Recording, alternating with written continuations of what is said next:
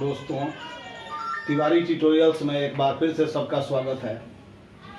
हम लोग अभी तक ऑप्टिक्स का चैप्टर जो यूनिट 6 था ऑप्टिक्स, उसमें टॉपिक 1, टॉपिक 2 पढ़े और टॉपिक 3 शुरू कर रहे हैं। टॉपिक 3 रिफ्रैक्शन ऑफ लाइट है, प्रकाश का अपवर्तन। रिफ्रैक्शन ऑफ लाइट, प्रकाश का अपवर्तन। रिफ्रैक्शन ऑफ लाइट, प्रकाश का अपवर्तन।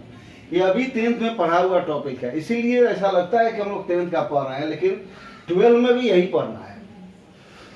अपवर्तन शुरू करने से पहले हम लोग अपवर्तनांक या निरपेक्ष अपवर्तनांक को समझ लें। इसको अंग्रेजी में एब्सोल्यूट रिफ्रैक्टिव इंडेक्स कहा जाता है। इसकी परिभाषा है कि शून्य या निर्वात में प्रकाश की चाल, चाल का संकेत सी होता है। शून्य या निर्वात के लिए यहाँ 0 है, या ओ नहीं है, 0 है, तो सी ओ मतलब कि शून्य या निर्वात में प्रकाश की चाल, तथा माध्यम में हवा या निर्वात के अलावा माध्यम में प्रकाश की चाल सी एम मतलब मीडियम का अनुपात माध्यम का निरपेक्ष अपवर्तनांक कहलाता है और इसे म्यू द्वारा सूचित किया जाता है। वास्तव में म्यू एक नियतांक है जो प्रकाश की चाल का अनुपात है। जैसा कि आप देख सकते हो, शून्य में प्रकाश की चाल और माध्यम में प्रकाश की चाल का अनुपात अपवर्तनांक होगा माध्यम का। जैसे शून्य में प्रकाश की चाल और पानी में प्रकाश की चाल का अगर अनुपात निकालें तो जो अनुपात आएगा वह पानी का निरपेक्ष अपवर्तनांक होगा। चूंकि यह दो समान राशियों का अनुपात है, इसलिए इसका मात्रक और विमान नहीं होगा। उसी प्रकार शून्य में प्रकाश की चाल और कांच में प्रकाश की चाल का अनुपात अगर निकालें तो वह कांच का अपवर्तनांक होगा। उसको C0/CG द्वारा सूचित किया जाएगा। पानी के लिए C0/CW होगा। तो अपवर्तनांक या निरपेक्ष अपवर्तनांक प्रकाश की चाल का अनुपात है, शून्य में प्रकाश की चाल और माध्यम में प्रकाश की चाल। अब refraction of light. Refraction of light से पहले हम लोग टॉपिक 1 में रिफ्लेक्शन ऑफ लाइट पढ़े थे, प्रकाश का परावर्तन। और उसमें अगर याद होगा हम लोगों ने चित्र इस तरह से बनाया था कि यह एक कोई माध्यम है, यह सतह है जो माध्यमों को अलग करती है। इसके ऊपर एक माध्यम, नीचे दूसरा माध्यम। प्रकाश की कोई किरण आती है पहले माध्यम से और फिर उसी माध्यम में वापस चली जाती है। ध्यान दो कि यहाँ पर आपतित किरण और परावर्तित किरण एक ही माध्यम में है, तो यह घटना प्रकाश का परावर्तन हुआ। लेकिन अगर प्रकाश की कोई किरण पहले माध्यम से आकर दूसरे माध्यम में प्रवेश करे तो उस घटना को प्रकाश का अपवर्तन कहा जाता है। यानी कि जब प्रकाश की कोई किरण दो माध्यमों को अलग करने वाली किसी सतह पर आपतित होकर दूसरे माध्यम में प्रवेश कर जाए तो इस घटना को प्रकाश का अपवर्तन कहा जाता है। मतलब कि प्रकाश का अपवर्तन वह घटना है जिसमें प्रकाश एक माध्यम से चलकर दूसरे माध्यम में प्रवेश करती है। अब यह एक माध्यम से दूसरे माध्यम में प्रवेश करने का जो तरीका है वह 3 प्रकार से हो सकता है। पहली स्थिति के लिए देखो, यह XY एक अपवर्तक सतह है जिससे प्रकाश का अपवर्तन होगा। इसके ऊपर पहला माध्यम है जो विरल है, इसके नीचे दूसरा माध्यम है जो सघन है। प्रकाश की किरण सघन माध्यम से विरल माध्यम में प्रवेश करती, प्रकाश की किरण विरल माध्यम से सघन माध्यम में प्रवेश करती है। यहाँ देख सकते हो, अगर XY नहीं होता तो प्रकाश की किरण सीधे O से A' तक आती, लेकिन सघन माध्यम में प्रकाश की चाल कम हो जाती है और इसलिए प्रकाश की किरण लंब की ओर मुड़ जाती है। ध्यान दिया जाए कि जब प्रकाश विरल माध्यम से चलकर सघन माध्यम में प्रवेश करती है तो अपवर्तित किरण लंब की ओर मुड़ जाती है। क्योंकि सघन माध्यम में प्रकाश की चाल कम हो जाती है। उसी प्रकार से अगर प्रकाश सघन माध्यम से विरल माध्यम में प्रवेश करे, यहाँ देख सकते हो, तो वह लंब से दूर जाती है, क्योंकि विरल माध्यम में प्रकाश की चाल बढ़ जाती है। एक बार फिर से कि अगर प्रकाश की किरण सघन माध्यम से विरल माध्यम में प्रवेश करे तो वह लंब से दूर जाएगी, क्योंकि विरल माध्यम में प्रकाश की चाल बढ़ जाती है। तीसरी स्थिति यह हो सकती है कि प्रकाश की किरण अपवर्तक सतह पर लंबवत आपतित हो। इस स्थिति में प्रकाश अपवर्तित किरण का विचलन नहीं होगा, प्रकाश की किरण सीधे चली जाएगी, न लंब से दूर जाएगी न लंब के नजदीक आएगी। तो एक बार फिर से इसको समझ लें कि सघन माध्यम में प्रकाश की चाल अधिक होती है, विरल माध्यम में प्रकाश की चाल कम होती है। तो जब प्रकाश की कोई किरण विरल माध्यम से चलकर सघन माध्यम में प्रवेश करती है तो लंब की ओर झुक जाती है, क्योंकि सघन माध्यम में प्रकाश की चाल घट जाती है। उसी तरह से जब प्रकाश की किरण सघन माध्यम से विरल माध्यम में प्रवेश करती है तो अपवर्तित किरण लंब से दूर जाती है, क्योंकि विरल माध्यम में प्रकाश की चाल बढ़ जाती है। और अगर प्रकाश की किरण किसी सतह पर लंबवत आपतित होती है तो वह बिना विचलित हुए सीधे निकल जाती है। इस स्थिति में देख सकते हैं कोण AONI है आपतन का कोण, कोण N-OB R अपवर्तन का कोण है, और कोण N-OB विचलन का कोण है। यहाँ पर आपतन का कोण अधिक और अपवर्तन का कोण कम है। दूसरी स्थिति में AON आपतन का कोण है I, NOB अपवर्तन का कोण है R, A-OB डेल्टा विचलन का कोण है। इस स्थिति में अपवर्तन का कोण आपतन के कोण से अधिक है, और इसमें आपतन का कोण भी शून्य है और अपवर्तन का कोण भी शून्य है।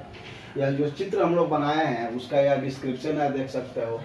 यहाँ XY एक अपवर्तक सतह है, EO आपतित किरण, O आपतन बिंदु, OB अपवर्तित किरण, N अभिलंब, OA आपतित किरण का मूल पथ, कोण AON I आपतन का कोण, कोण N-OB R अपवर्तन का कोण, और कोण A-OB डेल्टा विचलन का कोण।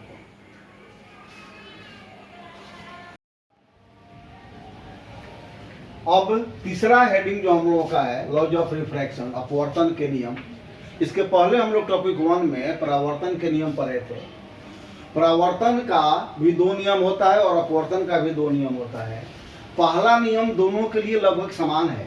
जैसे इसमें देखो कि आपतित किरण AO आपतन बिंदु पर डाला गया लंब N और अपवर्तित किरण OB एक ही तल में होते हैं। उसमें था कि आपतित किरण आपतन बिंदु पर डाला गया लंब और परावर्तित किरण एक ही तल में होते हैं। यहाँ पर परावर्तित किरण की जगह अपवर्तित किरण है। तो आपतित किरण AO आपतन बिंदु पर डाला गया लंब N और अपवर्तित किरण OB एक ही तल में होते हैं। वहाँ मैंने बताया था कि अगर ये तीनों एक तल में नहीं होते तो इस बोर्ड के लंबवत होते, और इस तरह से फिगर बनता है, जो कि संभव नहीं है। यह तीनों AO N-OB एक ही तल में है, तभी यह फिगर बनना संभव है। दूसरा नियम है कि आपतन कोण की ज्या साइन को कहते हैं, आपतन कोण की ज्या तथा अपवर्तन कोण की ज्या का अनुपात एक नियत राशि होती है, कांस्टेंट होता है। इसे माध्यम का अपवर्तनांक कहा जाता है। हम लोग पहले डेफिनेशन में अपवर्तनांक के बारे में लिखे हैं, और म्यू द्वारा सूचित किया जाता है। यह जो चित्र हम लोगों का है इसके अनुसार साइन I आपतन कोण की ज्या बटा साइन R अपवर्तन कोण की ज्या बराबर μ2/μ1। μ2 हो गया दूसरे माध्यम का अपवर्तनांक, और μ1 हो गया पहले माध्यम का अपवर्तनांक। अब यदि पहला माध्यम हवा हो तो हवा का अपवर्तनांक क्यों होता है? क्योंकि शून्य में प्रकाश की चाल और हवा में प्रकाश की चाल को लगभग बराबर माना जाता है। इसलिए हवा का अपवर्तनांक 1 होता है। तो अगर μ1 बराबर 1 हो गया तो μ2 बराबर μ हो गया। तो उसी स्थिति में sine i by sine r बराबर μ हुआ। अपवर्तन के इस दूसरे नियम को स्नेल का नियम भी कहा जाता है। अगर याद होगा 10th में भी यह था स्नेल का नियम। तो अपवर्तन के दूसरे नियम को स्नेल का नियम कहा जाता है। स्नेल ने इसे निकाला था। इसके अनुसार यहाँ देख सकते हो आपतन कोण की ज्या और अपवर्तन कोण की ज्या दोनों माध्यमों के अपवर्तनांकों के अनुपात के बराबर है। और अगर पहला माध्यम हवा हो तो दूसरे माध्यम का अपवर्तनांक को म्यू मान लेंगे और उस स्थिति में sine i by sine r बराबर म्यू होगा। यह जो टॉपिक है रिफ्रैक्शन ऑफ लाइट। ये छोटा सा टॉपिक है, इसमें डेफिनेशन सिर्फ 3 है। इसके बाद हम लोग इसका फॉर्मूला करेंगे और इसका न्यूमेरिकल्स करेंगे। एक और चीज जो मैं कहना चाहता हूँ उसको समझ लो। ऑप्टिक्स का वीडियो हम लोग डाल रहे हैं, इसका रिस्पॉन्स बहुत अच्छा है। खुशी है कि बहुत सारे लोगों ने इसे लाइक किया और इसको शेयर किया और इसको देख रहे हैं। उसी स्थिति में हम और भी बच्चों का डिमांड है कि यूनिट 1 को भी शुरू किया जाए। तो हम यह प्रयास कर रहे हैं कि सोमवार से यूनिट 1 से शुरू करें। उसमें यूनिट 1 का डेफिनेशन फार्मूला होगा और एनसीईआरटी का न्यूमेरिकल होगा। तो इसमें करना यह है कि जब वीडियो देखोगे तो किताब सामने रखो। एनसीईआरटी का बुक सबके पास होता है।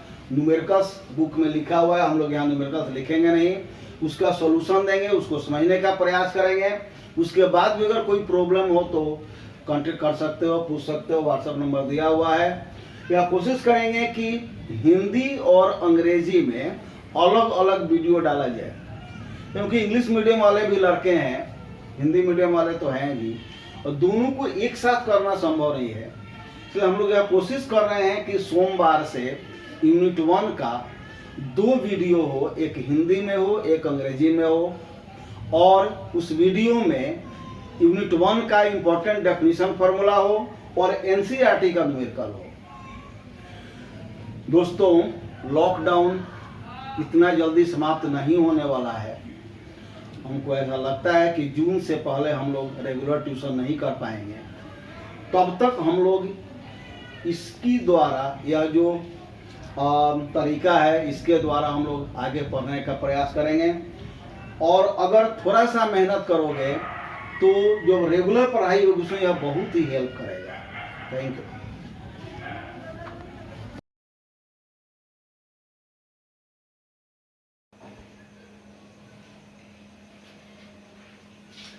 रिफ्रैक्शन ऑफ लाइट में दूसरा सेक्शन है इंपॉर्टेंट फार्मूला, महत्वपूर्ण सूत्र। इसमें पहला सूत्र रिफ्रैक्शन ऑफ लाइट है, प्रकाश का अपवर्तन। हम लोग पढ़ चुके हैं डेफिनेशन में भी। अगर प्रकाश की किरण विरल माध्यम से सघन माध्यम में आती है, जैसा कि हम लोग डेफिनेशन में लिखे भी हैं, तो सघन माध्यम में प्रकाश की चाल कम हो जाती है और इसलिए अपवर्तित किरण लंब की ओर मुड़ जाती है। उस स्थिति में अगर स्नेल लॉ का प्रयोग करें तो sine i upon sine r बराबर होगा μ2 by μ1। Sine i upon sine r बराबर होगा μ2 बाई μ1। यहाँ पर देख सकते हो कि जो कोण है अपवर्तनांक का व्युत्क्रमानुपाती है। कोण अपवर्तनांक का व्युत्क्रमानुपाती है। साइन आई ऊपर है तो μ1 नीचे है, साइन आर नीचे है तो यह μ2 ऊपर है। इसको हम लोग आगे समझेंगे ऐसा क्यों है। विचलन का कोण यहाँ पर यह डेल्टा विचलन का कोण है, इसको निकालना है। तो हम लोग यह देख सकते हैं कि यह पूरा कोण आई होगा। सम्मुख कोण बराबर होते हैं ए डैश एन एन डैश, दो सरल रेखाएं हैं जो एक दूसरे को ओ पर काटती हैं। तो यह जो कोण आई है और यह आर प्लस डेल्टा है, ये दोनों बराबर होगा। तो डेल्टा बराबर आई माइनस आर होगा। यह सूत्र प्रयोग हम लोग तब करेंगे जब प्रकाश की किरण विरल माध्यम से सघन माध्यम में आएगी। अगर उल्टा हो जाए, प्रकाश की किरण सघन माध्यम से विरल माध्यम में जाए तो विरल माध्यम में प्रकाश का वेग बढ़ेगा, अपवर्तित किरण लंब से दूर जाएगी। उस स्थिति में I का मान कम होगा, R का मान अधिक होगा। स्नेल लॉ का अगर प्रयोग करें तो sine I upon sine R is equal to μ1/μ2 होगा। ध्यान दो, μ1/μ2 होगा और विचलन के कोण का मान डेल्टा R माइनस I होगा। यह दो स्थिति होती है जब हम लोग अपवर्तन के सूत्र का प्रयोग करते हैं। प्रकाश की किरण विरल से सघन में जाए या सघन से विरल में जाए। इसके बाद हम लोग डेफिनेशन में भी इसको लिखे थे, एब्सोल्यूट रिफ्रैक्टिव इंडेक्स, निरपेक्ष अपवर्तनांक।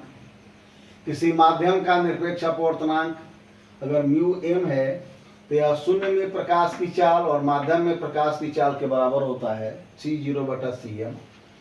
और चूंकि अपवर्तनांक दो समान राशियों का अनुपात है, प्रकाश की चाल बटा प्रकाश की चाल, इसलिए यह विमाहीन राशि है और मात्रकहीन राशि है। यह एक शुद्ध संख्या है। अब अगर हम लोग रिलेटिव रिफ्रैक्टिव इंडेक्स निकालें, सापेक्ष अपवर्तनांक यानी दो माध्यमों की तुलना करें। मान लिया जाए कि माध्यम 1 की अपेक्षा माध्यम 2 का अपवर्तनांक निकालते हैं। अपवर्तनांक निकालते हैं माध्यम 2 का, तुलना करते हैं माध्यम 1 से। अपवर्तनांक का संकेत म्यू है। माध्यम 2 का अपवर्तनांक निकाले हैं तो 2 नीचे होगा, 1 की अपेक्षा निकाले तो 1 ऊपर होगा और यह बराबर होगा μ2/μ1। उसी तरह से अगर माध्यम 2 की अपेक्षा माध्यम 1 का अपवर्तनांक निकालें तो μ1 यानी कि पहले माध्यम का अपवर्तनांक दूसरे की अपेक्षा, इसका सूत्र होगा μ1/μ2 यानी पहले माध्यम का अपवर्तनांक बटा दूसरे माध्यम का अपवर्तनांक। एग्जाम्पल के तौर पर हम लोग समझ सकते हैं कि अगर प्रकाश की किरण पानी से कांच में प्रवेश करे, अगर प्रकाश की किरण पानी से कांच में प्रवेश करे, अगर प्रकाश की किरण पानी से कांच में प्रवेश करे तो कांच सघन माध्यम है, इसलिए अपवर्तित किरण लंब की ओर मुड़ जाएगी। और उस स्थिति में अगर हम लोग अपवर्तनांक निकालें ग्लास का पानी की अपेक्षा, अगर हम लोग अपवर्तनांक निकालें ग्लास का पानी की अपेक्षा तो इसका सूत्र होगा μg/μw यानी कांच का अपवर्तनांक बटा जल का अपवर्तनांक। अगर हम लोग जल का अपवर्तनांक निकालें कांच की अपेक्षा तो इसका सूत्र होगा μw/μg। न्यूमेरिकल्स में हम लोग इस फॉर्मूला का यूज करेंगे, इस दोनों पर आधारित है। जो नीचे है उसका अपवर्तनांक निकालते हैं ऊपर वाले की तुलना। यहाँ पर कांच का अपवर्तनांक जल की अपेक्षा, यह सूत्र हुआ कांच का अपवर्तनांक बटा जल का अपवर्तनांक, ये दोनों निरपेक्ष अपवर्तनांक हुए। उसी तरह से μwg तो कांच ग्लास जल का अपवर्तनांक बटा कांच का अपवर्तनांक, यह इसका सूत्र होगा। अगर हम लोग इस दोनों को गुना करें तो देख सकते हो यह 1 होगा और इसलिए μ21 बराबर 1/μ12 होगा। μ21 इज इक्वल टू 1/μ12 होगा। एक और सूत्र होता है, 10th में भी यह था, अपवर्तनांक का वास्तविक गहराई बटा आभासी गहराई। इसके लिए हम लोग समझ सकते हैं कि मान लिया जाए कि यह कोई बर्तन है और इसके पेंदी में किसी चीज को रखा गया, मान लो कोई सिक्का रखा गया है। यहां से अगर हम लोग देखते हैं यह वास्तविक गहराई हुई। अगर हम लोग इसमें जल डालें तो ऐसा लगेगा कि सिक्का थोड़ा ऊपर उठ गया है। तो अब जल डालने के बाद जो हम लोग ऊंचाई देखेंगे यह आभासी गहराई होगी या आभासी ऊंचाई होगी। यह खाली था, यह वास्तविक गहराई हुई। जल डालने के बाद लगेगा कि सिक्का थोड़ा ऊपर उठ गया, यह आभासी गहराई हुई। अगर वास्तविक गहराई में आभासी गहराई से भाग दें तो एक संख्या प्राप्त होगी और वह जल का अपवर्तनांक होगा। तो माध्यम का अपवर्तनांक का यह सूत्र होता है वास्तविक गहराई बटा आभासी गहराई। इसका प्रयोग हम लोग न्यूमेरिकल में करते हैं।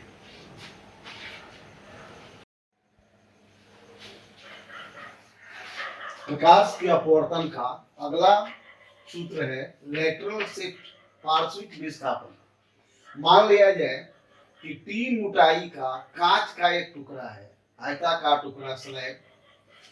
प्रकाश की किरण ए ओ इसके ओ बिंदु पर आपतित होती है। कांच के अंदर प्रकाश की किरण का अपवर्तन होगा और अपवर्तित किरण कांच के दूसरे सतह से ओ डैश बिंदु पर मिलती है। जब बाहर निकलेगी किरण तो सघन माध्यम से विरल माध्यम में आएगी और वह लंब से दूर जाएगी। इस स्थिति में जो निर्गत किरण होती है ओ डैश डी, वह आपतित किरण के मूल पथ के समानांतर होती है। एक बार फिर से देख लें कि अगर प्रकाश की कोई किरण किसी आयताकार कांच के टुकड़े पर आपतित होती है तो निर्गत किरण आपतित किरण के मूल पथ के समानांतर होती है। तो निर्गत किरण और आपतित किरण के मूल पथ के बीच की जो दूरी है उसको पार्श्विक विस्थापन कहा जाता है और डी द्वारा सूचित किया जाता है। एक बार फिर समझ लिया जाए, यह कांच का टुकड़ा है, इसके ऊपर हवा है। प्रकाश की किरण हवा से कांच के टुकड़े में प्रवेश करती है। विरल माध्यम से सघन माध्यम में आने के कारण यह अविलंब की ओर मुड़ जाती है। जब दूसरे सतह से निकलने लगती है तो प्रकाश की किरण कांच से हवा में प्रवेश करती है, यानी कि सघन से विरल माध्यम में, और यह लंब से दूर जाती है। उस स्थिति में जो निर्गत किरण होती है वह मुख्य अक्ष के वह आपतित किरण के मूल पथ के समानांतर होती है और दोनों के बीच की जो दूरी है उसे डी द्वारा सूचित किया जाता है और उसको पार्श्विक विस्थापन कहा जाता है। इसमें हम लोग यह समझ सकते हैं कि यह जो पूरा कोण है वह आई है। यह जो कोण है यह विचलन का कोण है, यह आई माइनस आर। पार्श्विक विस्थापन का यह जो सूत्र है वह होता है t into sine i minus r बटा कॉस आर। यह टी कांच के स्लैब या टुकड़े की मोटाई है। अगला जो सूत्र हम लोगों का है नॉर्मल शिफ्ट या रेखीय विस्थापन। मान लिया जाए कि कोई वस्तु किसी बर्तन में ओ बिंदु पर है, इसमें पानी भरा गया, तो जो प्रकाश की किरण इससे बाहर निकलेगी, ऐसा देख सकते हो, तो वह लंब से दूर जाएगी। इसको अगर पीछे बढ़ाएं तो वह आई बिंदु पर मिलेगी। तो जो वस्तु है ऊपर उसका प्रतिबिंब आई पर दिखाई देगा बाहर से देखने वाले के लिए। बाहर से यानी कि जो ऊपर से कोई व्यक्ति देखेगा तो उसको वह वस्तु जो ऊपर है आई पर दिखाई देगी और दोनों के बीच की जो दूरी है इसको रेखीय विस्थापन कहा जाता है, यानी प्रतिबिंब का विस्थापन कहा जाता है। इसके लिए यह सूत्र है कि यदि किसी पिंड को टी मोटाई वाले तथा म्यू अपवर्तनांक वाले माध्यम से देखा जाए तो प्रतिबिंब का विस्थापन जो डी है वह टी इंटू 1 माइनस 1 बटा म्यू होता है। प्रतिबिंब का विस्थापन डी बराबर टी इंटू 1 माइनस 1 बटा म्यू होता है। यह जो दोनों सूत्र हैं वे न्यूमेरिकल की दृष्टि से बहुत जरूरी हैं। सिलेबस के अनुसार हम लोगों को रिफ्रैक्शन ऑफ लाइट पढ़ना था टॉपिक 3 में, तो हम लोगों ने पढ़ा, उसका डेफिनेशन लिखा, उसका यह सूत्र हुआ। अगले वीडियो में इसका न्यूमेरिकल सुनाया जाएगा।